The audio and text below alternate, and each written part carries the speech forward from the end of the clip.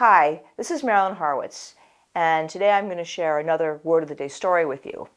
When I first began to want to share the story, thanks to my wonderful assistant Paula, I almost instantly got a publishing deal for the book, which was already a miracle. And I thought, well, I should, do some social media and share it. But I had no idea what to do. I'm well known as a writing coach, but this is really more of a general tool to help people be more creative. And I was sort of stewing about it. I went out to dinner, and I was sitting in my little French restaurant where I go, and it was Saturday night, and there was this guy sitting across from me. We were sitting outside, and he was very intent on his work. He was by himself, and he was wearing a T-shirt that said, "I just won a Clio," which is an advertising award. And I thought, well, good. He's got a big ego. He's by himself, and he's obviously working on a project. And I'm going to go buy him a glass of wine and talk to him because, it's a nice night and I can. It's who I am. So I went over, and he was happy to talk. And so we started to talk. And he said, well, I can give you a lot of marketing advice. I work for a major advertising agency, but I don't like my job. I wanted to be, in copywriting, and somehow I'm in operations here. And I said, oh, okay, well, let's do a word of the day. And so we did a word of the day. And I did it for him. So I drew the circle, and I said, give me a word. He said, rat. That went in the center. I said, give me another word. He said, family. I said, great. I said, give me another word. He said, tyranny. And then I think there were a couple of words that were other words. And I looked at him, and this is a party trick that I can do, because I'm a pretty good judge of people. And I said, so I think that what this is telling me is not only are you trapped in your job, but you have a family situation that is causing you some grief. And, nothing like a couple of glasses of wine. So he says to me, yes, I'll tell you this in confidence. I married someone who I thought would sort of manage things, but I'm having to manage them. I have 2 young kids, and she is a liar. And she'll agree to do something, and then she doesn't do them. And I thought that she would be the mature one, but it turns out I'm the mature one, and I'm going crazy. And he said, I hate my job, but I've got 2 kids. We live in Manhattan. And I said, oh, so the reason that you put that your word of the day was rat is that you feel like a cornered rat. And I said, I think you're here and not home because you're afraid that you are going to be like a cornered rat and turn on your family and leave this woman and quit your job and go off and do something that is probably pretty stupid. And he turned white. He said, how can you know that? And I said, well, it's the Sherlock Holmes thing. You pay attention to details, and they sound like you are being, psychic or something, but you're just being attentive. I said, and I can backdate this for you. You were alone. You didn't answer your phone. There were a lot of things that indicated to me that there was some issue going on. You were wearing a wedding ring, stuff like that. On your phone, on your computer screen is a picture of your kids. I mean, it was not hard to figure this out.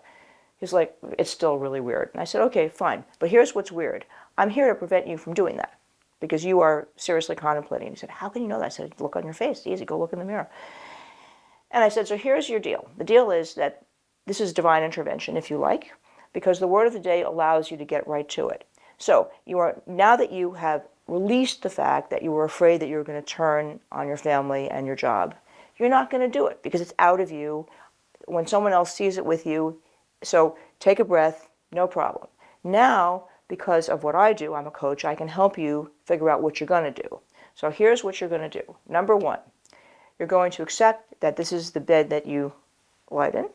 You're going to accept the fact that you have trained your wife to be able to lie, because if you did not tolerate it back in the day, she wouldn't. And I know we do this out of love, but that's something you can actually, you may have to leave her. It may not work, but you can go back and try to behave differently when she lies, right? You're letting her, I said, you let her off the hook? He goes, yeah. I said, well, people need consequences. So you have got to, and he said, well, maybe we should go to therapy. And I said, I doubt it. I said, this is a behavioral problem. Not I think going to therapy together is a behavioral problem too. I said, better way to solve this is just to behave differently, and you can talk to her about it. You can say, look, I've hit a place where I can't take your lies. And so when you lie to me, this is what I'm going to do. And make sure it's something that's really embarrassing and will, or strong. I guarantee you, you stick to your guns In a month or two, she'll stop lying. Or not, in which case you can know what you're going to do. Now, as far as in this way, you'll be able to stay in your marriage, or not, but probably stay in your marriage until your kids get old enough, and then you can plan your escape from that. As far as the work goes, you have to sit down with a spreadsheet and a calculator and figure out the money. That's it. Now, you told me that you're a copywriter. You probably have had experiences in other areas. He's about 40.